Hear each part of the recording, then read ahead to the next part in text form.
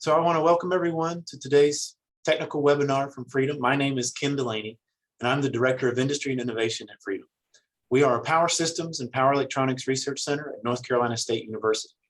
Our research projects span renewable energy integration, electric vehicle technologies, control techniques, microgrids, applications of wide bandgap semiconductors, and traditional power systems analysis.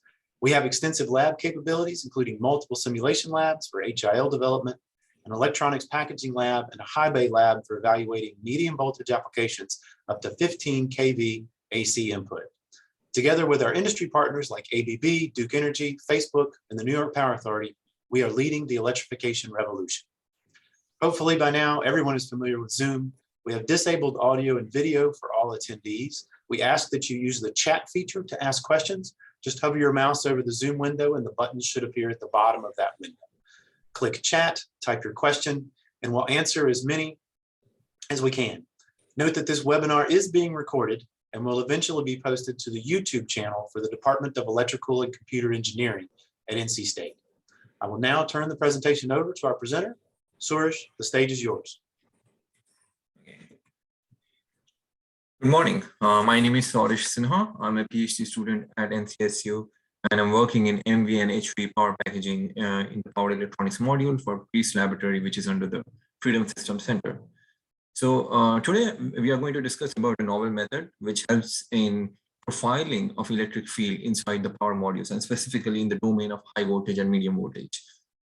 Now, why do we need a model? And before I go and discuss the fundamental theory of which will help you in understanding the model, why we need a model, and as such, why are we concerned about high voltage issues in the power modules?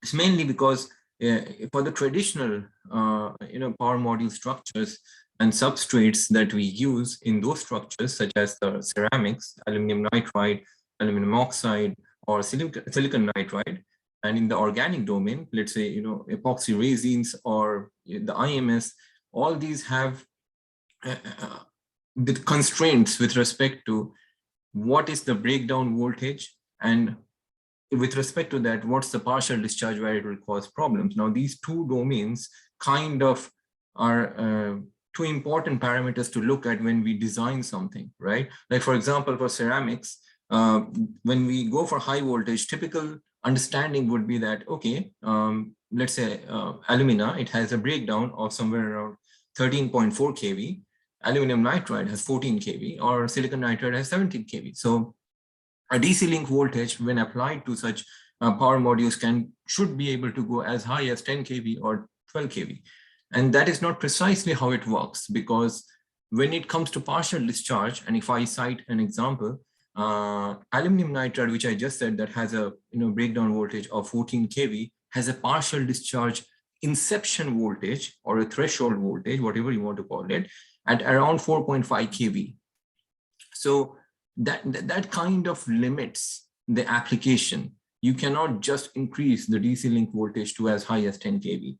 The threshold, and in applications such as traction or automobiles, which are very concerned about the partial discharge. And by the way, the limit of partial discharge is when you cross the barrier of 10 picocoulombs. So when I said the partial discharge inception voltage, the moment you cross that voltage, you're beyond the 10 picocoulombs range. So you don't want to do that. So all these factors kind of necessitate that you have to do simulation.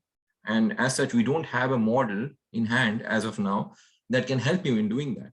Now, when it comes to organics, such as, and when I say organics, specifically epoxy, like epoxy resin, composite dielectric, all of these are even more thinner, right? They are in the domain of thickness of 120 microns, 80 microns, very rarely beyond 300 microns, because they don't have the thermal conductivity as high as the ceramics, and hence you don't want to increase their thicknesses to that high, which the traditional ceramics have. Now, with the decrease in this thicknesses for these organics, it kind of becomes even more of a problem, because as you decrease the thickness, the electric field intensity just shoots up.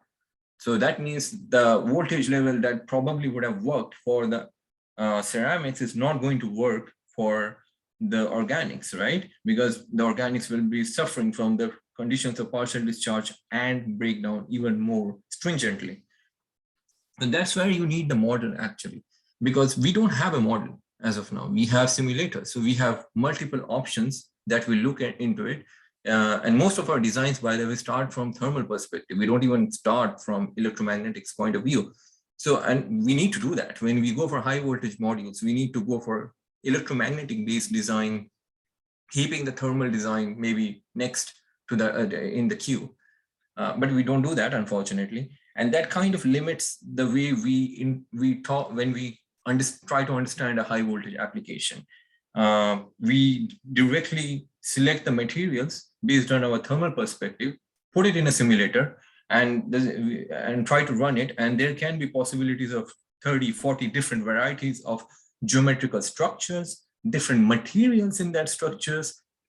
And that kind of like extends the whole overall time over which you are trying to simulate for a particular optimized solution to weeks, to months, and maybe even, quite even a year maybe.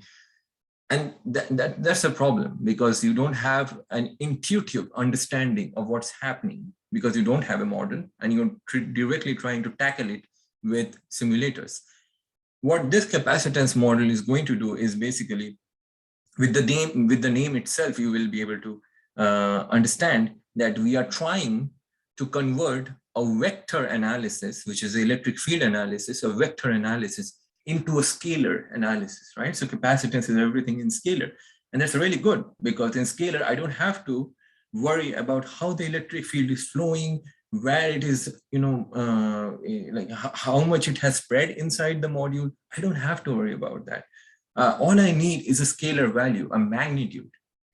Once I have that magnitude, I know whatever happens in the module, it is better positioned than it was before. But that's the power of a scalar analysis. You're able to avoid an entire set of vector analysis. So, and of course, you are not directly tackling everything in the simulator. You are not directly going to Ansys Maxwell. You are not directly going to SolidWorks, EMWorks to solve your problem. So you're solving it at the very first end of by analyzing it, by understanding the model, what changes you need to make in the model to have a better performance, and then probably go into the simulator, verify it, and you have a final solution to it. That's a better way of going and approaching something. And that's what we are going to see here. Now, when I mentioned terms like partial discharge and breakdown, which is typically where you want to avoid it, right? Those you don't want to have it, and which is where this whole presentation is going to flow around.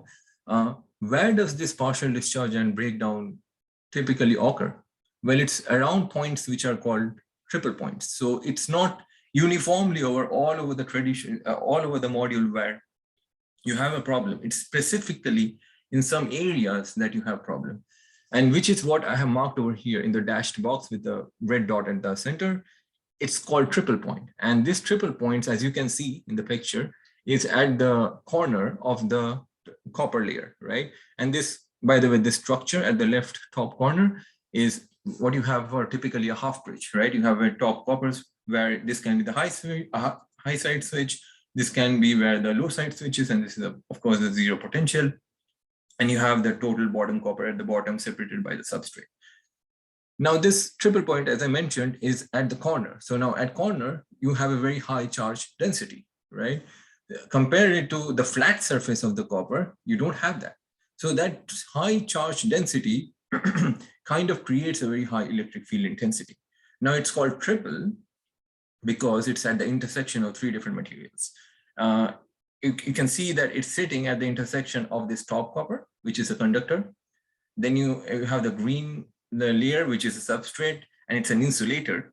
And then you have the light blue layer, which is an encapsulant. In this case, I've written silicon gel, and silicon gel is an encapsulant, and it's another insulator. So you have three different materials, right? So that's why it's called triple point. And these are the points which have to be, are the most concerning in our aim to reduce the effects of partial discharge and completely nullify the effects of breakdown as well. Right. And these points naturally, when we talk about partial discharge, it also means that they are the source of high leakage current. So you really want to get rid of those. Now I can talk about probably the fundamental theory and explain the capacitance model. And it kind of revolves around the fact that if you can see the right top corner, it's a capacitance. It's a typical diagram of a figure of a capacitance. And capacitance is directly proportional to the relative permittivity of this dielectric material inside the capacitor. An electric field is inversely proportional to it. That's one relationship that we have to remember when I go for the next slides. The other thing is that electric field and capacitance both are directly proportional to the charge, right? And why do we need to take this also in our memory is because I mentioned that the triple point harbors a very high charge density.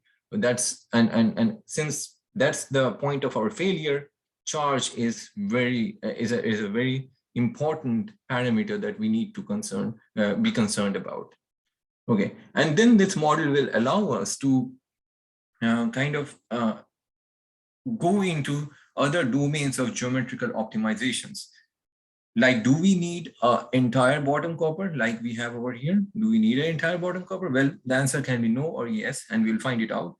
If no, then where to place the cavities and what materials should the cavities have. All these things you can intuitively understand with the capacitance model. And this model does not take care of, but I'm not going to discuss, rather I should say that way. I'm not going to discuss about things like improving the radius of curvature and all those things, because those are known geometrical optimizations. We are not going to discuss that. And those do not relate to capacitance effect. They are purely geometrical optimizations to solve other things. Okay, so before I explain the capacitance model, I'll just explain how mathematically it looks like. Okay, so this is particularly a particular section of the half bridge module which I showed in the previous slide. So it can be a section of the high side switch, it can be a section of the low side switch, whichever is preferable, it doesn't matter. So you have a top copper, you have a bottom copper, and it's separated by a substrate. The substrate can be ceramic or epoxy, anything. And you have the 10 kV, because I've applied 10 kV over there. I should also mention that the reason I apply 10 kV over there is because the traditional modules, by the way, when it comes to ceramics, they are of thicknesses like 635 microns. Aluminum nitride can go as low as 300 microns, by the way. And alumina can be 635 or 1 millimeter, right? Now, when you cross a barrier of 6.6 kV with these thicknesses, and we know the relative permittivity of these materials, it's typically when you cross 6.6 kV, these issues of partial discharge comes, right? And as I mentioned, the partial discharge threshold voltage can be even lower than that. For aluminum nitride, it's even lower than that. So this 10 kV or anything more than 6.6 kV is precisely the region where you will have problem. And that's why I use those values over here to show what problems we have and how the model will be able to show you that you can mitigate these problems. Now, we have, and before I discuss about this equation, we have measuring points, by the way, where we are going to measure the value of the electric field. And those values will be measured with simulators, of course, but those results will be after what we have intuitively understood out of the capacitance model. So these triple points are basically, as I mentioned before, should be at this point, right? It should be at the intersection of three different materials, but it's not. It's not, because when you ask a simulator to simulate the conditions with a point center, it's going to go for singularity. It's going to give you a value which is very high and not reliable, because it's simply based on mesh. It's not based on actual result, but it's based on how dense your mesh is. So that's not a result you want. And so typically what we do is that we measure this triple point 50 microns away from it. And the reference to why I mentioned 50 microns away from the actual position of the triple point is over here, the reference paper. And it's a very good paper. And it shows that anything between 25 microns to 50 microns, the accuracy of the result is reliable. And beyond that, it kind of becomes the error increases. And you can read about it. I'm not going to discuss much about it here, but yeah, the reference is here. Now, talking about this equation. So as you can see, for C1, you have a copper conductor at the top, you have a copper conductor at the bottom, you have a substrate material which has a permittivity. So it's basically a capacitor, right? So this capacitor is nothing but a traditional infinite plate capacitance, and you have this equation for that, right? And typically what we do not actually care for is this fringing part, which involves C4, C2, and C3. We don't involve that, right? And this fringing part is important for us to discuss when we talk about high voltage modules, because our triple point is sitting exactly in this fringing effect. It's not sitting in the traditional infinite plane capacitance effect. It's sitting at the fringing effect. So we are more concerned about what happens in the fringing effect or fringing part. So that's why this C2 and C3 and C4, by the way, they come together, but we are going to ignore C4 for the moment. And I'll tell you later on why we can ignore. And even if we ignore it, why it does not affect the model, right? So for the moment, so we will consider C4 to be ignored in all our discussions later on, but we know physically that it exists, it does exist. So, okay, so when I look from this triple point and I see downwards, I see C2 and C3, which are two capacitances in series, right? And this C3 exists because I have shown over here that there is a cavity, right? So between the high side switch and the low side switch, there is a cavity. The bottom copper does not extend all the way along, which usually in the traditional module, it happens, it extends all the way.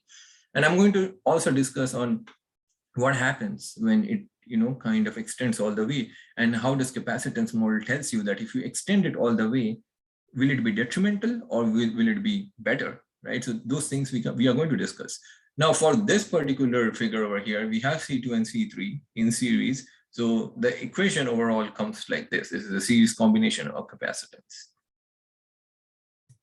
Okay, so now I'm going to discuss part by part what each part of the equation means. And we know intrinsically that we are more interested in the fringing part. We are not interested in the traditional part.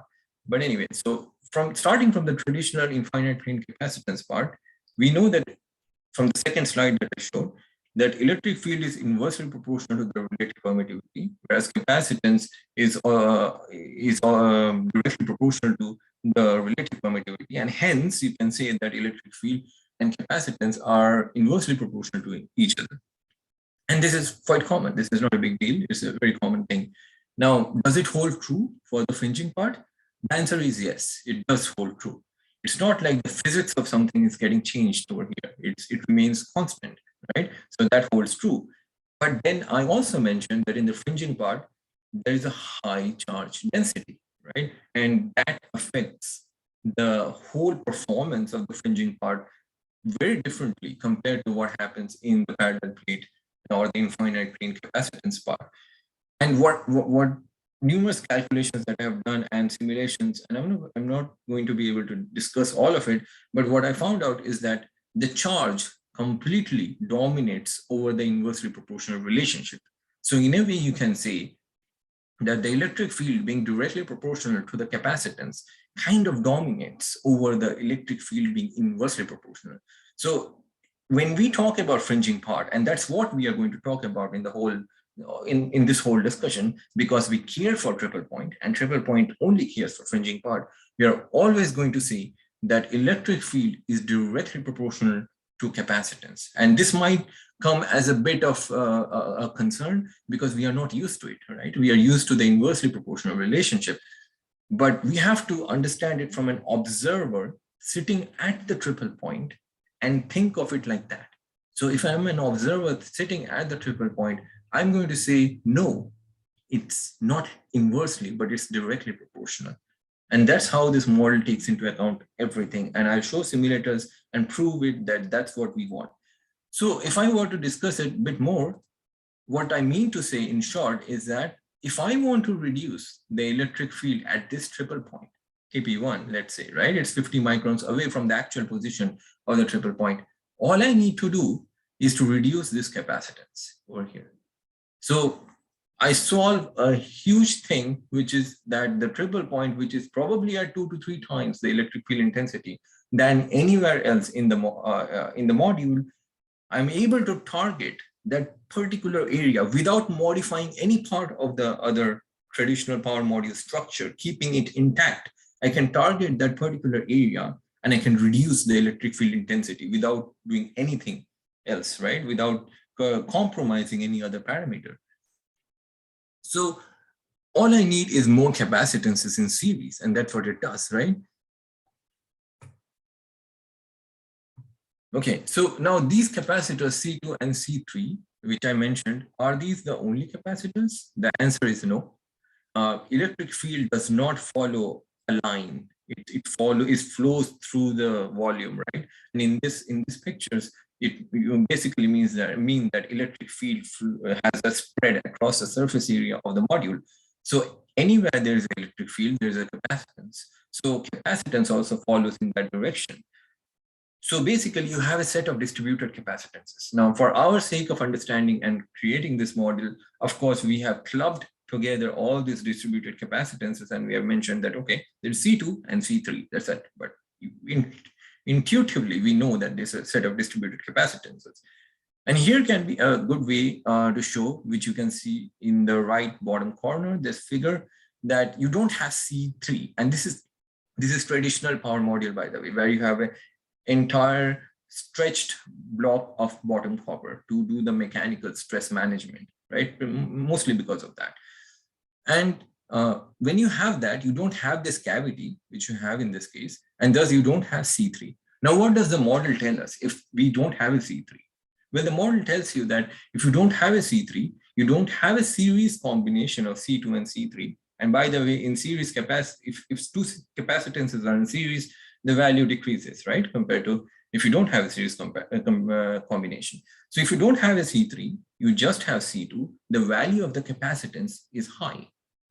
And we just discussed for the fringing part in the previous slide, that for the fringing part where the triple point is setting, if the capacitance is higher, then the electric field is higher because they are directly proportional to each other. So we do not want to get rid of the C3. We want the C3 to be part of the model, right? So C3 helps us. So the bottom copper, in a way, which we have in our traditional module, stretched across the whole substrate, we don't want that. We want it to be a segregated bottom copper. Those segregated, the distance between those two bottom copper layers where the cavity sits is precisely very important to us because it adds a capacitance. And the moment it adds a capacitance, the model tells you it's going to be definitely better than what you had before, right? If you did not have a cavity. Okay, so now what should be the optimized, value of C3 or C2 or C1 as such? Well, if you start from a thermal point of view, then anyway C1 and C2 were beyond your control. You are not going to change those values. You have a particular thickness, you have the material selected, so basically you have the relative permittivity of the material selected. So everything is fixed. But if you were not, and let's say you chose from the point of view of electromagnetics as the first choice of design choice, then also once you are done with selecting the material of the substrate and the thickness of the substrate, and hopefully, you are not going to go for customized solution. If you're going to go for that, well, still you're no guaranteed that you will be able to solve a problem, but that will be costly. So you will not probably do that. So within the domain of making the traditional module work for us, right? In that domain, we can say that C1 and C2 are pretty much fixed. You're not doing any change over there. So the thickness of the substrate, the relative permittivity of the material of the substrate is all fixed. We don't have the control of changing it. And so what is the thing that we can change? Well, it's C3. C3 we can definitely change. But even in C3, are we allowed to change everything, like the thickness of the capacitance or the relative permittivity of the material of that capacitance?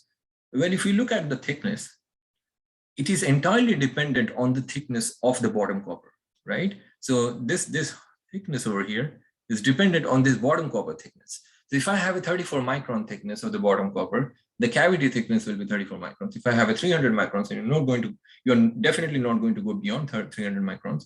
The 300 microns, then the capacitance has a thickness of 300 microns as well. It's kind of constrained, right? You don't have the degree of freedom to choose something on your own. You are kind of limited by what the thickness of the copper is at the bottom. And that thickness of the copper is mostly going to be decided by the mechanical stress that you want out of your module. You don't want it to be brittle. So the only thing that you have a complete control over is the relative permittivity of that cavity material. You can change to whatever material you want. There's no restriction at all, right? So this relative permittivity of the material has a complete control. And if you see this equation, it occurs everywhere, right? The cavity material permittivity. And thus you can see that this cavity material can allow you to do everything when it comes to electric field intensity at the worst point, right? We just care about the fringing part. So C3 has a complete control over this electric field intensity of TP1. Okay, so in the first slide, in the second slide, I'm sorry, I mentioned that we can ignore C4. And I said at that time that if we ignore C4, then it's not going to affect the model. Well, it stems from the part that if you have a higher CNet, and by the way, CNet was because of C1, C2, and C3 in all the equations that I showed before. If CNet is higher than C4, C4 is, by the way, the encapsulant capacitance value, then you basically are looking from the triple point saying that everything as the CNet is going to affect the triple point because it's higher than the capacitance of the encapsulant. So that's a condition, mandatory condition that you need to follow. And it's going to be always the case, right? Because usually if, let's say, for example, I take some examples, the substrate you have chosen is aluminum nitride. Now it has a permittivity of 8.3, or you have chosen an substrate such as alumina, which has a permittivity of 9.3, or you have chosen an epoxy material, which has a permittivity of 6.3. All these have higher permittivity than capacitance, than silicon gel, or epoxy, transparent epoxies, which are used as encapsulants. Because silicon gel has what, 2.3? And epoxy encapsulants has 1.9 to 2.7. They vary over a range, but they are lesser than the permittivity value which you have for the substrate. So the CNet is always going to be higher than the C4. So CNet will dominate in acquiring the charge. The charge which is resided in that triple point, the CNet is going to effectively give the volume for it to spread more, or you can think of higher volume compartments for the silicon, for the charge to spread, and thus reduce the electric field intensity at the triple point. So that's why we can ignore C4, because we know that in all our traditional power modules, CNet is always going to be higher than C4. And this is going to be true for heterogeneous integration solutions as well. And I'm going to discuss heterogeneous integration solutions later on. So I'm not going to discuss this part, but the CNet being higher than the encapsulant capacitance holds true over there as well. But one of the limitations, I would say, for the capacitance model is that we cannot compare the single substrate layer. By single substrate layer, I mean the traditional power modules which have one substrate material, or stacked substrates, multi-layered substrates, which also have one substrate material, right? We can compare the capacitance values within this single substrate material. But if we are to say that, okay, we'll change the number of materials in the substrate and then compare single substrate with heterogeneous substrates, the answer is no. We have to select a topology, and by topology, I mean materials of the substrate. So that substrate material has to be one. If that substrate material is more than one, we cannot compare. Okay. And by the way, this does not take into account cavity material. You can have cavity material of any material you want. It's only when the substrate material is increased and changed, you cannot compare the changed structures with each other. Okay, so now it's time for us to validate. We know that triple point one has a direct proportionality when it comes to capacitance and electric field, right? So we'll keep that thing in our mind. Now we know we have to reduce that capacitance. How do we reduce that? Well, substrate is not going to change. It's the cavity material. So I've shown here air, silicon gel, ERCD, which is basically the same as a substrate material, and the ceramics. And when we do not have cavity, right? So I know that when I go down like this, I'm increasing the capacitance because my cavity material has a higher permittivity, right? So I expect TP1 to go worse when I go down. And that's what is happening over here, right? I'm going from 29.4, and by the here, you have the permittivity of the cavity materials. You have the air with 1, you have silicon gel with 2.7, you have ERCD with 6.3, like that. So I'm expecting, because of the direct proportionality, that the electric field should increase, and the simulator sees so that yes, it is increasing. And when we do not have a cavity, I don't have a C3, I just have C2. So the series combination is gone. So I have a higher capacitance and I expect a higher electric field, and that's what is happening. Now you might say, okay, wait a minute, for TP3, it's not following the same thing. Well, yes, because TP3 is sitting at near 0 volts. So TP1 is sitting at 10 kV, which means the potential difference it sees is 10 minus 0, 10 kV, whereas TP3 is seeing 0 minus 10 kV, so it's seeing negative of it. So anything that happens at TP3 is of course going to see the mirror effect, right? And when I say mirror effect, I guess you guys might be familiar with boundary conditions in electric field, electromagnetics. So that boundary conditions is what precisely I mean, that you are going to see mirror effect over there. So anything that happens for TP1 is not going to happen for TP3. Hence, we need a balance between these two. We cannot just select air, which gives us the best one for TP1, lets us optimize for TP1, but we sacrifice TP3. We have to have a balance. And that balance is what I have plotted over here, that you may not want to go for a relative permittivity at the cavity of just 1. You might have to go for something like this point is at 1.3. So if there was a material which allows you to have a permittivity of 1.3, that's what you want in this cavity, to have a balance between TP1 and TP3. And here I have mentioned the breakdown strength of the materials that I've used over here, like air has 3 kV per mm, silicon gel has 23 kV per mm, and ERCD has 5.2 for 120 microns. So for 1 millimeter, it's basically 41 kV. But when I'm later going to relate it to partial discharge in one of the multi-layered slide, these values are not very important. It's the partial discharge which is even more important. Okay, so now if we try to extend the model and say, okay, I need further reduction in just that one layer. I don't want to have multi-layers, right? I need just one layer. I want to optimize it further. The model tells you that, okay, keep on adding series capacitances in the fringing part. That's all you need to do, right? So you can add infinite of those and you're going to get better and better and better solution. Of course, for TP1, you might end up sacrificing TP3, and that's a balance that you need to find out. So in this structure, you can see that I have extended the substrate, and the substrate initially was of this thickness, right? And I have extended it further. So that means that I added a C4 capacitance, which is inside the encapsulant, and the encapsulant has a lesser permittivity than the substrate material. So this series of C4, C2, and C3 is going to have a net capacitance dash, C net dash, lesser than the capacitance which we had previously. That means that I'm going to get a better solution for TP1. And the model tells you it has to be like that. So I have taken the results from the previous slide. And if you remember, when the cavity was filled with the silicon gel, the TP1 and TP3 had a electric field intensity of 31.6 kV per mm, 26.2 kV per mm. Now, when you see that suddenly for the extended layer, and let's say that this extension was 100 microns, which is this case, you see that the TP1 and TP3 is actually higher. Now you are like, okay, wait a minute, it's higher. The concern is that you actually generate, and this is what I found out after simulating multiple cases, and I was shocked initially that why is it happening? And TP1 star, which is the new point over here, by the way, and TP1 has moved up to this point, right? This point, new critical point TP1 star is actually talking with TP1. So it's a kind of crosstalk that you see in EMI effect, right?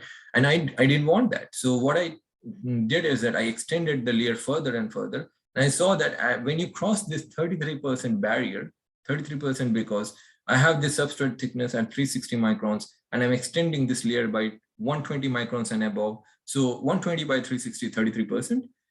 And when you cross that 33% barrier, you kind of get the values that you want. So you get TP1 and TP3 values lower than what you had previously. And this is what the capacitance model tells you. Keep on adding the capacitances. Now, some of you might say, okay, wait a minute, that adds to the thermal resistance. And that's true. It adds to the thermal resistance. The point is not to show that, okay, it does not affect something else. The point over here is that the capacitance model gives you the freedom or the understanding that you need more and more series capacitances. Now, how you get to that is up to you. There are infinite ways theoretically to get to that. Of course, not practically, but yeah, you can do whatever you want based on your creativity. Okay, now this is something probably you are much more familiar with. This is a multi-layered substrate, and usually what you see is that you have an entire copper at the bottom, right? But I haven't put that picture over here. We have a cavity over here. We will show the results for that, but this is the standard which we were discussing until now, and it doesn't have the extended substrate, but has a cavity. The next is where we have the extended part as well as we have the cavity, right? And conventional, as I mentioned before, you expect the whole thing to be covered up with copper. Now, when you see the results for TP1, by the way, TP1 is here and TP3 is here, similarly for this one, right? So when you see TP1 for the conventional power modules, which has an entire copper stretching all the way through, let's say if we have one layer, it means that the electric field intensity at this triple point, TP1, is around 29 kV per mm. Now, when I have a cavity, just with the help of one cavity, I'm able to get it reduced to 25.8, let's say, 25.8 kV per mm. And when I have this extended layer with this substrate, and that's what the capacitance model tells you, that you are going to get a better solution, and you reduce it to 25 kV. So you basically came down from 29 kV to 25 kV through just one layer. You did not even have to go for multiple layers. Now, let's say that we want to go for multiple layers. Why? Because I showed in one of the previous slides, or here, maybe I can go back to there, that silicon gel has an electric field or the breakdown strength of 23 kV per mm. So we do not want to cross 23 kV per mm, right? If we do that, then it becomes a problem. It's eventually going to break down, right? So we want it to go below 23 kV per mm. So if we go for multiple substrate layers, well, if I go to 2 layer, I'm nearly at 23 kV per mm when I consider the extended plus the substrate. But the conventional one, where I don't have a cavity and I don't have a continuous stretch of copper, it's like 28 kV per mm. That's nowhere near to the breakdown strength of the silicon gel. Now, if I go to 3 layers, I'm well within the safe region now when it comes to the extended plus the cavity. Even for the one where we do not have the extended layer, even there we are near the boundary, right? But the conventional is nowhere. Now, if I were to extend it for 5, 6 layers, probably in 6 layers, we can say that the conventional module will go down below 23 kV per mm. But with the extended substrate layer and the cavity, I'm already down to less than 23 kV at 3 layers. So in a way, you can say that the power density over here was made twice, right? With the extended substrate and the cavity. You needed 6 layers for conventional module. Here, you just need 3 layers. And we can do multiple of these things, different structures, different materials in the cavity to even get better performance, right? Here, I haven't done optimization with respect to the materials inside the cavity, but you can do that. And once you can do that, you might actually end up saying that, okay, just 2 layers is sufficient for me. And that's what the capacitance model tells you, that keep on adding capacitances, keep on reducing the value of the net capacitance, and you got to get a better performance at the triple points. Now, I did not discuss for TP3, but the same happens for TP3. We are going to stick our discussion for TP1. Okay, now this might be a new thing, heterogeneous substrates. And this is probably not something that you might have heard of many times in your life. Stacked substrate, which I was discussing previously in my previous slide, is the early 21st century concept, and it's kind of well widespread in the domain of electric field engineering, where we want to reduce the electric field intensity, but heterogeneous substrate is pretty much very new, right?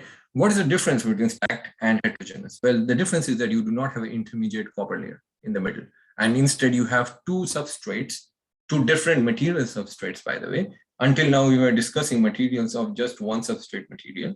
You have 2 different material of substrates, attached together without any intermediate copper layer. And that's what we call as heterogeneous substrates. I'm sorry. Okay, so I'll refocus on the limitations, by the way, before I proceed. I already said that you cannot compare a single substrate layer with the heterogeneous substrate layers. So whatever we were discussing before this slide were all single substrate layers. So we cannot compare the results of that with heterogeneous. The moment we have an increase in the number of materials, we cannot compare directly the results of both the capacitance model values. And I'm going to come to the values later in the next slide, actually. And the other thing which can make a little bit of discomfort is probably the fact that when you have the same thicknesses and you change the material from top to bottom or bottom to top, the net capacitance value remains the same. Because the directional property, as I said before, capacitance is a scalar quantity. The directional property of the arrangement is not considered in the solution, and that can be a problem. But then again, I'll discuss and see that it might necessarily not turn out to be a big problem. Now these are the conditions over which I have calculated the values of capacitance in the next slide, and the simulations results in next slide. And I put a 10 kV at the top over here. I have all these myriads of different thicknesses that I have calculated and simulated for. And this is the area of cross section of the triple point, which is 1 micron squared.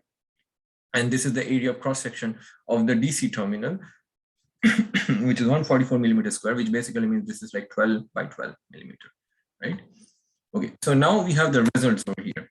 Now this is for the single substrate layer. And if you remember, we had the best performance with air, and then further the results deteriorated when I went to silicon gel, ERCD, or aluminum, right, in the increasing order of permittivity.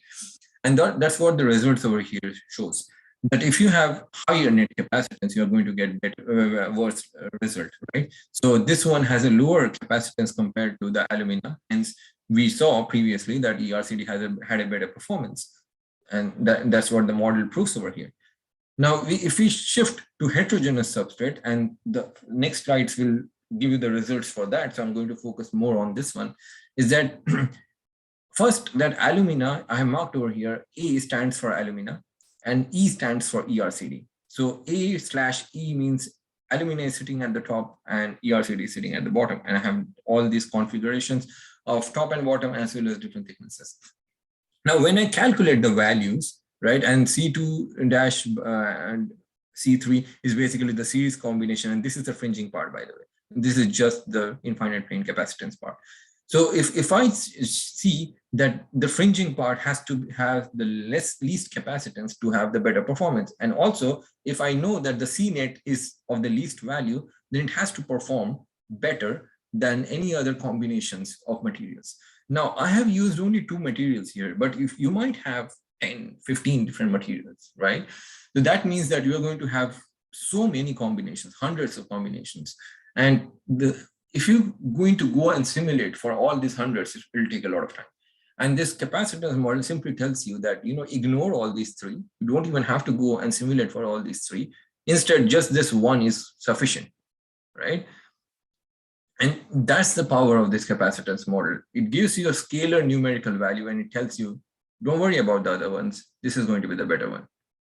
Okay, and you'll see the results of this as well. When you do it multiple times, you don't have to go and see the results. This is going to be the best one. But since you guys are seeing it for the first time, so I'll show the results of how it does that.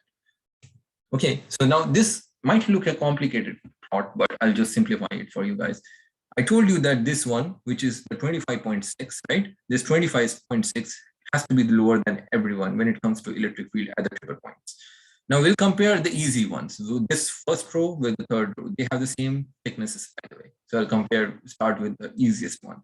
So I expect the 25.63 to have the least electric field at the triple point compared to 29.82 because of the direct proportionality relationship at the triple point. And that is what I'm getting. Now, before I discuss all this plot, what I'm showing you over here is that PP1, PP2, so all the triple points, and A/E means alumina is sitting on top and ERCD is at the bottom, and E/E means that ERCD is sitting at the top and alumina is at the bottom. So the dashed line basically tells you that the ERCD, or the material with the lower permittivity. I'm sorry, I should have mentioned it before. ERCD has a permittivity, relative permittivity of 6.3, and alumina has 9.3, right? So a lower permittivity material sitting at the top and a higher permittivity material sitting at the bottom is represented by dashed line. Whereas a high permittivity material sitting at the top and low permittivity material sitting at the bottom, which is here, right, bottom and top, is represented by a solid line. And you have the solid red line for TP1. We'll focus on TP1 because it reflects everywhere. So we don't have to look at everything. We just have to look at TP1. And you can see we expect the lower capacitance of 25.6, that's the first row in the previous slide, by the way, to have lesser electric field intensity at all the triple points. And that's what's happening, right? You can see these ones are lower than the ones of the third row, where I had a capacitance of 29.8. At a capacitance of 29.8, I knew that this would be a better performer, and that's what you see. Now you might say, okay, wait a minute, if I change the direction of these two, or arrangement, not direction, arrangement, keeping the thickness the same, which is this case, will that have the same effect? Well, capacitance model tells you that, yeah, capacitance is a scalar quantity, so it will have the same value of the net capacitance. But even then, since you have a lesser capacitance magnitude over here, it has to be a better performer than even if you change the arrangement, right? Now I'll take another example of this one probably. Now we expect this 160 microns to 200 microns to have 26.89. So we still expect this one to be a better performer than this one, right? And if you see, this is a monotonically increasing plot. So this has a higher capacitance we saw in the previous slide, and this has to have then higher electric field intensity at all the triple points, and that's what is happening.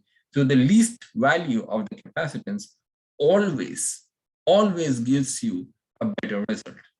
So you do not have to simulate for all these things. You don't have to even probably simulate at all, except for the verification you might want to do for the first time.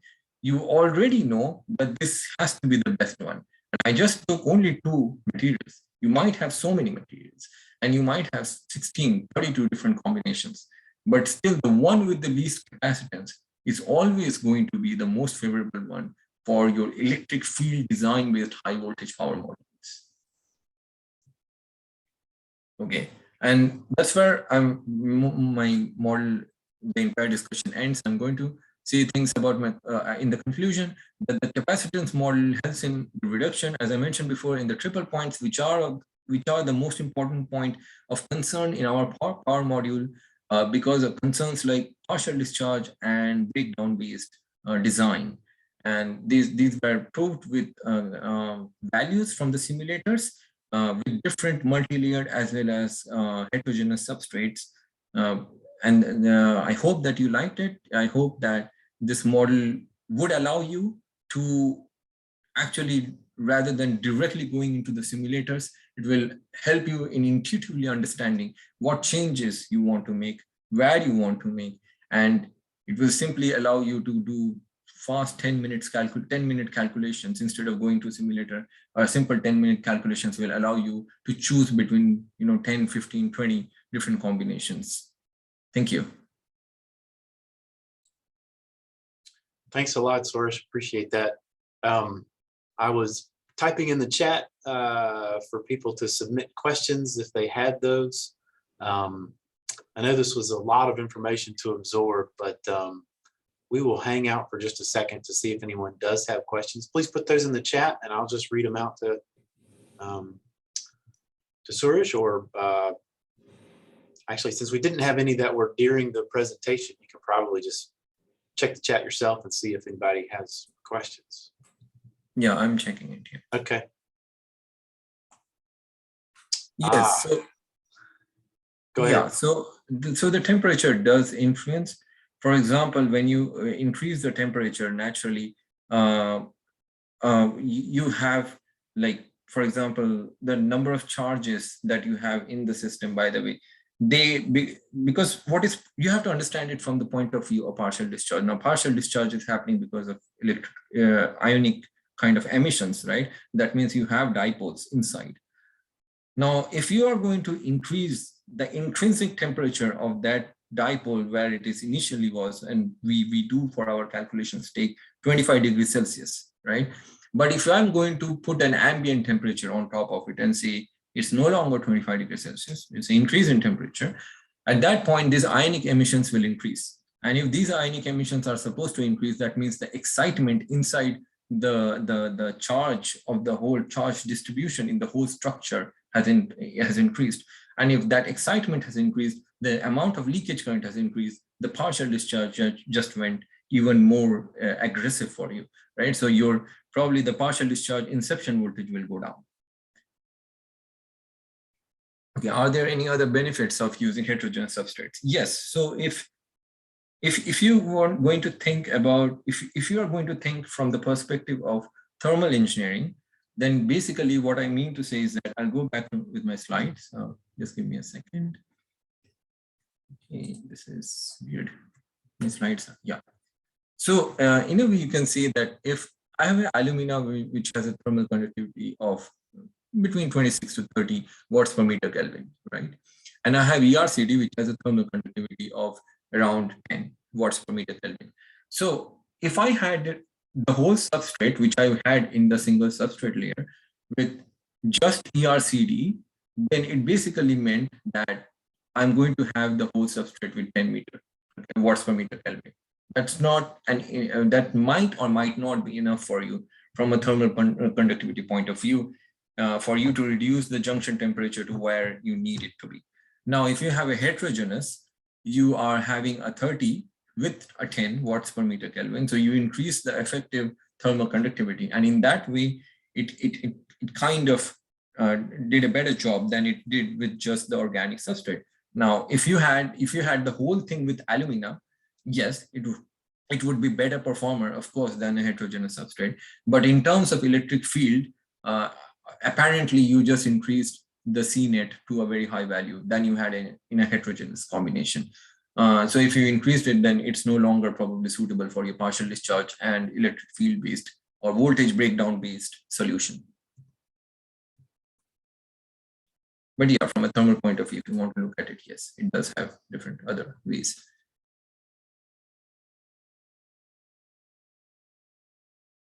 Okay, so I haven't put, so, okay, let me go back to probably this slide. Sure, what was the question? Oh, I'm sorry, yes. So it's Zishen from Virginia Tech. He asks, how does your E-field simulation correlate to the measured Pdiv? Now, Pdiv means partial discharge inception voltage.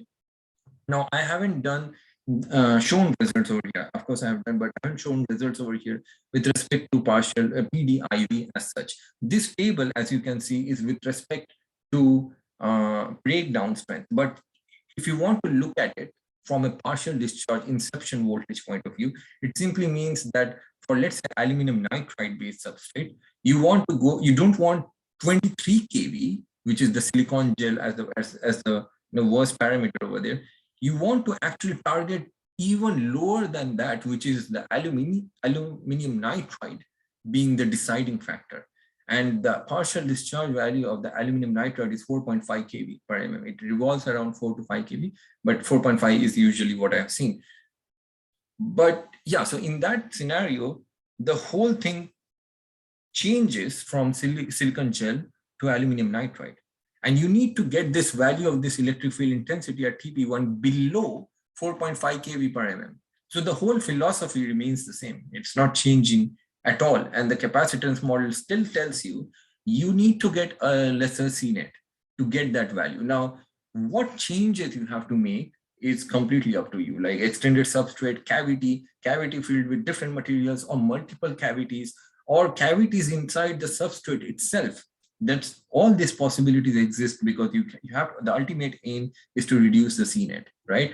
But yeah, this plot is for voltage breakdown. It's not based on partial discharge. I haven't put anything based on partial discharge, but yes, you can do that. And these whole parameters will shift from 23 kV per mm to something like 4.5 kV mm, which is the partial discharge inception voltage of the aluminum nitride. I'm sorry. Yeah. Great. So this is a question from Abdul Basit he says that how the Pdiv might vary with dV by dt of the waveform, as well as the frequency and polarity of the voltage, unipolar and bipolar. Okay, yeah, so this is kind of different than what I have over here, but yes, so if you have a higher dV by dt, naturally the Pdiv will decrease. Why? Because where does the dV by dt actually hurts you? Well, it's at the leading and the falling edge of the waveform, right? It's not at the flat surface. So that's where you have a dV by dt. Now, if you have a very high dV by dt, it basically means that the point where the voltage is changing at the top corner from where the rising edge goes up and flattens up, that's where you have a problem. So if you have a higher dV by dt, your Pdiv just decreases, right? Now, when it comes to frequency, and I'll take frequency and polarity separately. When it comes to frequency, it's a completely material-based problem. Now, you might think of it from the point of view of different PWM techniques at different frequencies, but ultimately it boils down to the material. Usually the material values that we have, like relative permittivity of the material, for example, let's say alumina, which is aluminum oxide, it has a 9.3, but it's measured at what frequency? It is measured at a resonance frequency of 100 megahertz, right? Now with frequency, I know the plot, it's a decreasing plot. So if I have lesser frequency, 100 kilohertz, 10 kilohertz, something like that, the relative permittivity of that material is high compared to the same material when you measure it at even higher frequency, like 1 megahertz, 10 megahertz, or 100 megahertz.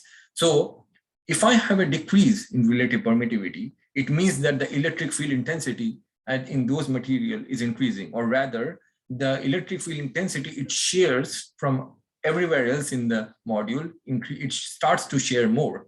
So if I'm going to share more electric field intensity, I'm going to go to that threshold of Pdiv much faster, right? So with frequency, when you increase the frequency, you will reach the boundary of Pdiv much faster because of the increase in electric field intensity. Now, when it comes to polarity, well, in a unipolar, you're going to see, step-by-step voltage. It's not going to go from plus to minus directly. So in that scenario, it's quite obvious that a unipolar will obviously be better than a bipolar solution, right? In a bipolar, you're going from plus to minus voltage, or DC link voltage, like directly without a step in a 0 volt domain. So yeah, unipolar will be definitely better. Okay, so the next question is from, I hope I was able to answer it. If you have any other questions, by the way, you can let me know. So the next question is from Amol Deshpande. He writes that is the 14 kV breakdown and 4.5 kV PD inception voltage data for aluminum nitride ceramic vendor provided, or in the form of in-house measurement, and for what thickness? Yes, that's a good question, by the way. No material manufacturer is ever going to produce you the PD results. It definitely, they always try to give you just the breakdown voltage level. And that's a problem. And you have to do in-house measurement, because when you go for putting these modules in traction or automobile applications, the problem is that they might have requirements of IEC 62271, which is the PD requirement, saying that you cannot cross 10 picocoulombs, and you don't have the results to do that. So you'll have to do in-house measurements, and it will depend on so 14. If you want to have an apple-to-apple comparison, then 14 kV is at 1 millimeter thickness, right? So 4.5 kV inception voltage is also at 1 millimeter thickness. So when I mentioned those data, yes, those were for 1 millimeter thickness. But if your thickness is something else other than that, the Pdiv and the breakdown voltage both decreases, right, in magnitude. I mean, if the thickness is lower than 1 millimeter, you're definitely not going to go more than 1 millimeter, most likely. So yeah, those values will decrease, and those are not provided by the vendor. Well, Sourish, thank you so much. Just to remind everyone, this webinar was recorded and will appear on the North Carolina State Electrical and Computer Engineering Department YouTube channel, probably in January. I don't see anybody working on this over the winter break, But we appreciate everyone for joining, and this concludes our webinar. Thanks, Sourish. Thank you.